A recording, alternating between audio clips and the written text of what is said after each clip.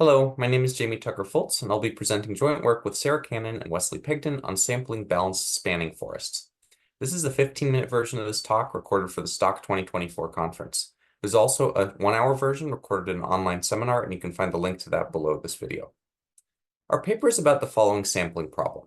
Given a graph G, such as the grid graph on the left, a k-forest of G is an acyclic subgraph of G containing all vertices and exactly k components.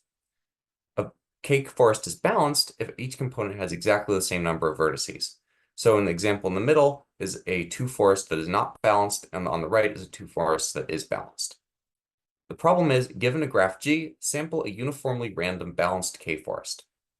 Note that throughout this talk, we'll be thinking of K as a small fixed constant. So if you see a runtime of n to the K, I call that polynomial time.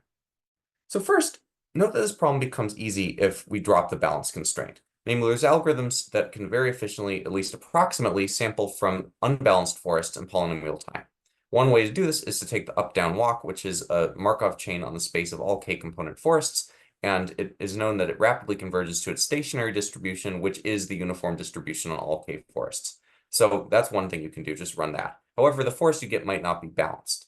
So a stupid thing you could do if you want to sample uniformly from the set of balanced k-forests is just to reject the ones that are not balanced. And it was recently conjectured that this would work in the special case when G is a grid graph. Namely, a recent conjecture of Charkar, Liu, and Wang in 2022 is that the probability a uniformly random k-forest of a grid graph is balanced is at least 1 over some polynomial function of the number of vertices. And this implies that this rejection step will only tack on another polynomial factor, so this gives you a polynomial time algorithm for sampling balanced k-forests. And so the main contribution of this paper is that we prove this conjecture. We then also extend beyond grid graphs to a wide family of grid-like graphs considering weaker notions of balance, and we also get improved runtimes. So let me first just say a few words about why this problem is interesting. Why balanced forests of grid graphs? And this problem actually arises quite naturally in the study of algorithms for political redistricting, which is the act of partitioning a state up into geographic regions called districts, which will hold separate elections for representatives, say, in the United States Congress. This is often mathematically operationalized as a graph partitioning problem, where the vertices represent indivisible geographic subunits, such as census blocks, precincts, or in this case, counties, and edges represent geographic adjacency. A key task for redistricting algorithms is to output a bunch of samples of random redistricting maps, which are just partitions of the graph into connected subgraphs of equal population. And so one way you can hope to get connected subgraphs of equal population is just to take the graphs induced by a random balanced spanning forest. You need balance for the equal population requirement. And so if you do this, you get some distribution on the space of graph partitions. And this is known as the spanning tree distribution. This is not the uniform distribution on all graph partitions, but that's not really the goal. And actually, there have been both theoretical and empirical work that has been arguing that this is a great distribution to sample from for redistricting purposes. Several algorithms have been put forward to either approximately or exactly sample from this distribution. These are not just academic exercises. They are actually used in high-profile court cases over redistricting and gerrymandering in the United States.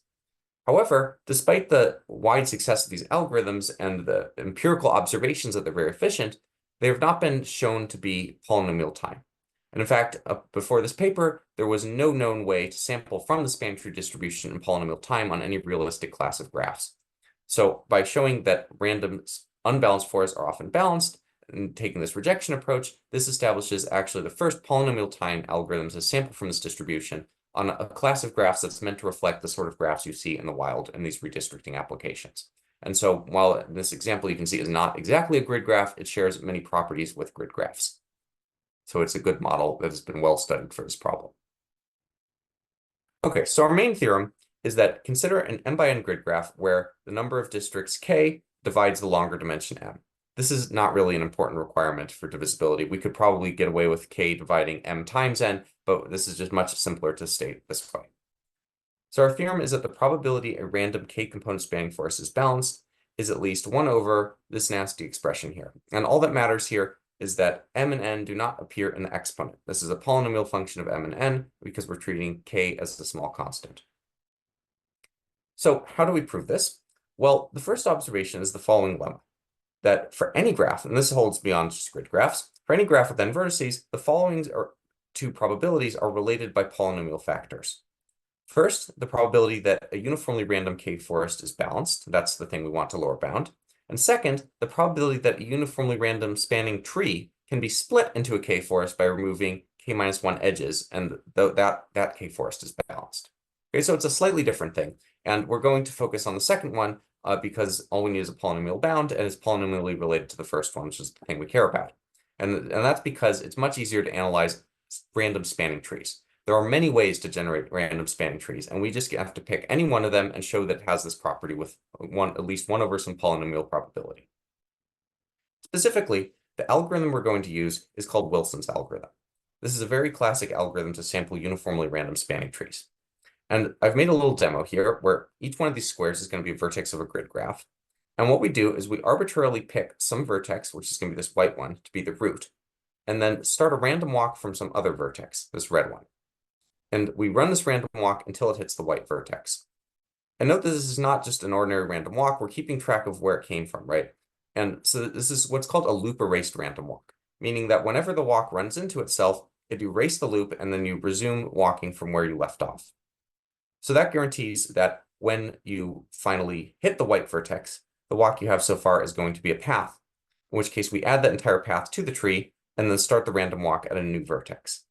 And we keep doing this until all vertices have been added to the tree. And the amazing fact about this algorithm is that no matter where you start the root, no matter where you start every single random walk, you get to make these choices arbitrarily, you will get a uniform sample from the set of all spanning trees. And so we're going to take this to be our process for generating spanning trees. Actually, we're going to do something slightly different. As you can see from this picture, a wide use of Wilson's algorithm, if you Google it online, is generating mazes. And of course, there's another way to generate mazes other than what we just did, which was like sweeping out the corridors randomly. You could draw the walls randomly. And so that's the dual version of Wilson's algorithm, where now we're going to start with a blank canvas and start drawing the walls randomly, still doing the same thing, loop erase random walks. And here what I've done is I've chosen the outer face as the root. So as soon as I hit the boundary, I add that entire path to the tree and then keep going somewhere else. And so this literally is running Wilson's algorithm on the dual graph of the grid. And therefore, it gives me a uniform sample from all dual trees. And there is a bijection between the dual spanning trees and the primal spanning trees. So this gives me also another way of generating random mazes, aka uniformly random spanning trees. And this is what we're going to analyze. So specifically, we're going to lower bound the probability of a bunch of fortunate events happening that is going to guarantee that there is an edge in the primal tree that gives you a balanced split. And so this is just for k equals 2. We're going to give an overview of this proof. And what I'm going to do is I'm going to start the first walk. I'm going to pick some primal edge right here that you can't see. It's invisible. And I'm going to start a random walk in the dual graph right above that edge. And the first fortunate event I'm going to lower bound the probability of is that that walk makes it to the top before it crosses the midline. It doesn't go in the bottom half. Okay, so there, that happened. I just paused the video, and you can see that this made it to the top, and this path never crossed the bottom line. Okay, next we go to the other side of that edge, and we're going to lower bound the probability that that random walk makes it to the bottom without crossing the horizontal midline. Okay, so that goes, and then once that happens, now observe something interesting happens. And that when these two events happen, we know that this primal edge right here is going to be in the tree. And moreover, we know that exactly how to compute whether it's going to be balanced. In this case, it is. We see that there's exactly the same amount of area on the left side, on the right side, just by the symmetry of this shape. So we know that no matter how we fill in the rest of the tree, I can start these random walks wherever I want arbitrarily. I know that this edge is going to be a balanced split edge, meaning if I can remove it and I will get two subtrees of exactly the same number of vertices in the primal graph. So that's basically the whole argument. In a bit more detail, we're running Wilson's algorithm on the dual graph. Here I've drawn the primal graph with these gray vertices and the dual graph, some of these random walks in black vertices. So we pick some edge that we want to lower bound, the probability that this is in the tree and it's a balanced split edge. We start a random walk from A until it leaves this red rectangle and random walk from B until it leaves this blue rectangle. And so the first observation is that with probability at least 1 over n squared, each one of these walks stays within its rectangle until it hits the boundary.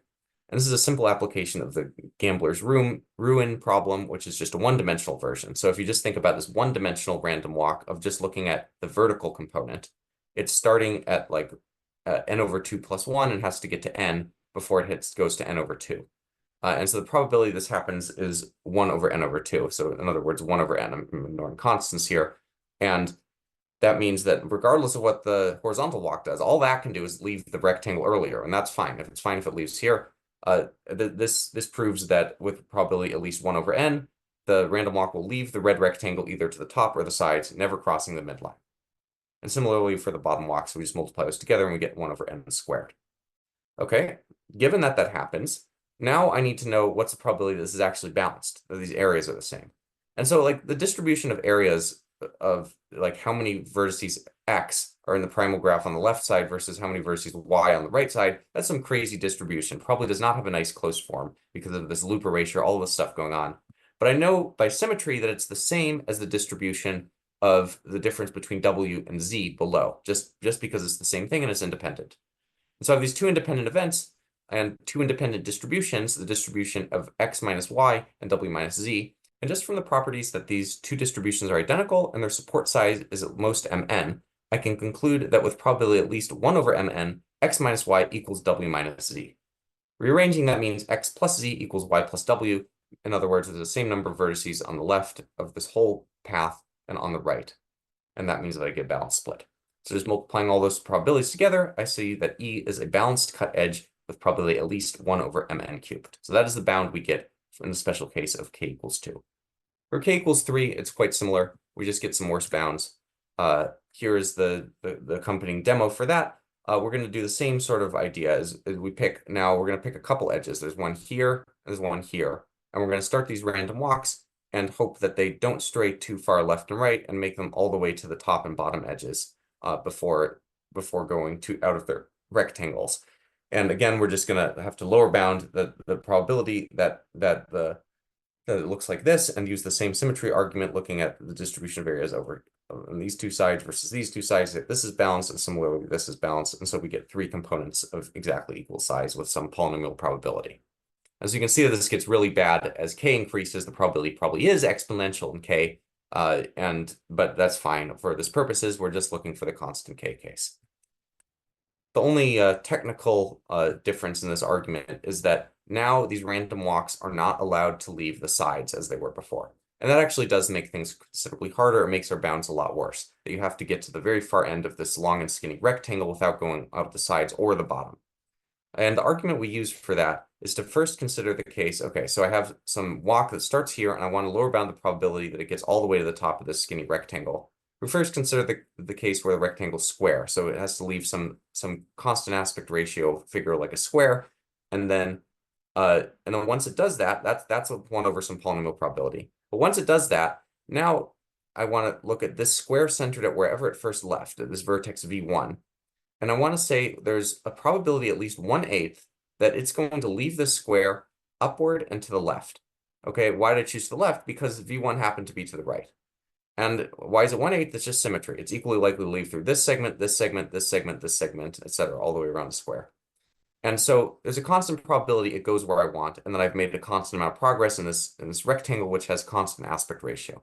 So in fact, going from here, once you've escaped this bottom wall, and you're sufficiently far distance away from this is actually a constant probability that a random walk from here will eventually leave through the top. We'll use this fact shortly in a slightly more general context.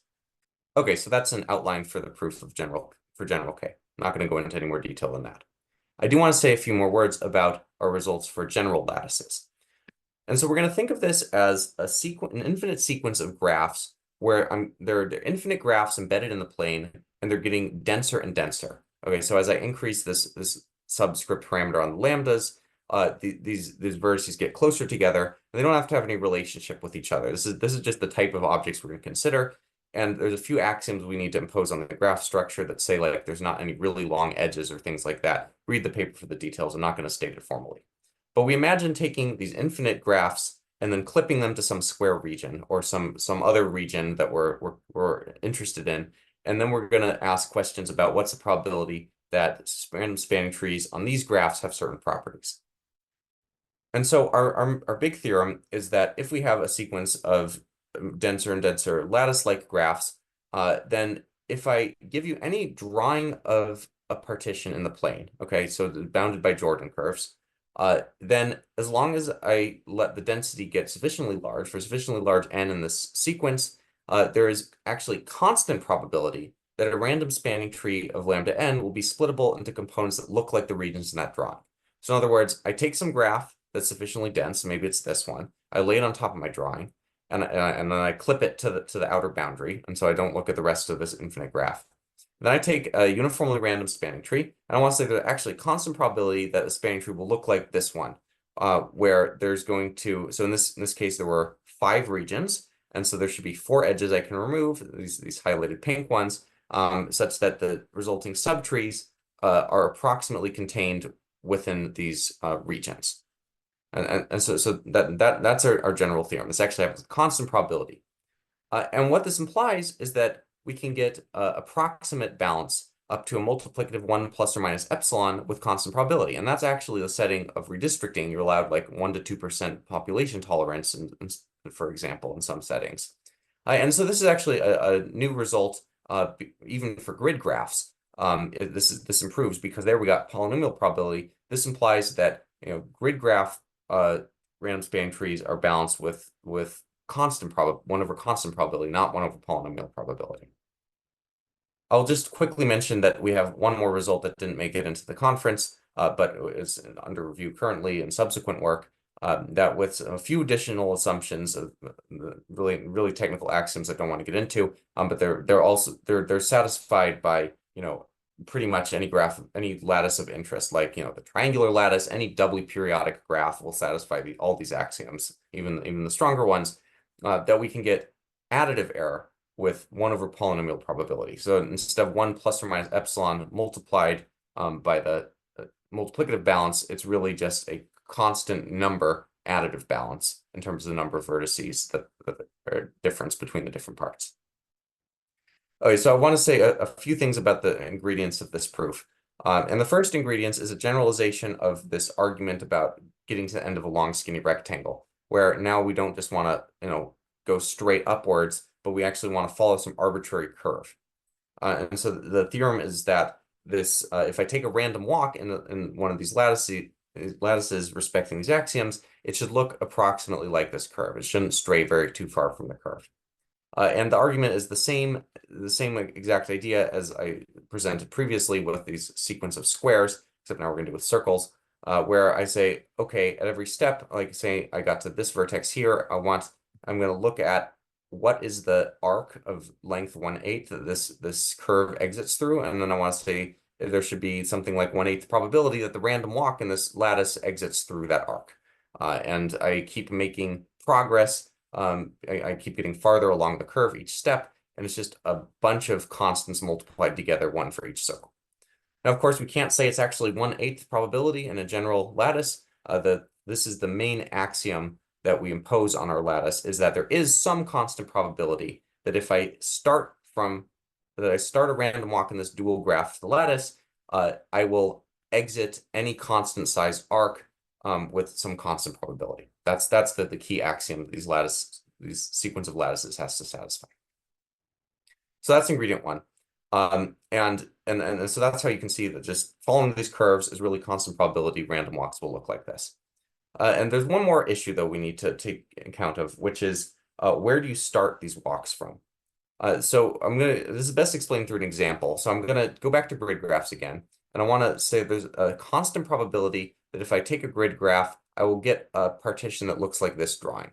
Okay, and if I take a random spanning tree, there will be 3 edges I can remove that will yield 4 components that look like these squares. And so I'm gonna do the similar approach. I'm going to start a random walk in the very middle of the dual graph and hope that it stays within some small epsilon of the center line and gets all the way to the boundary. Okay, and I've just argued this is like our sequence of circles or sequence of squares argument. Again, it's constant probability will do that. But then when I go to start the next walk, where do I start that from? If I want to start from the center again, do I start like 1 vertex away? It's kind of unclear where to start that walk from, and it's unclear how to prevent it from hitting the previous tree path that I've just added to the tree in my first step of Wilson's algorithm, because remember, if it hits that tree, I have to add that path instead of the path that goes all the way to the top. And so this is actually, it's not true that I'm going to be able to say that the next walk is able to, escape with constant probability. It really is polynomial probability. So how do I get constant probability? And here we're going to do another trick where we're going to use a random walk through the tree to determine the next starting point for Wilson's algorithm's actual random walk. And so it's easiest just to explain this through another demo. Okay, so as promised, we start a random walk in the center of the dual graph.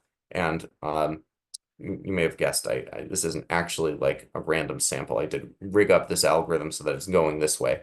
But anyway, it's kind of random. Just pretend it's true. Okay, so what happened here? After it reached the wall, we start another random walk, and notice that it like walked through this tree here until it finally left.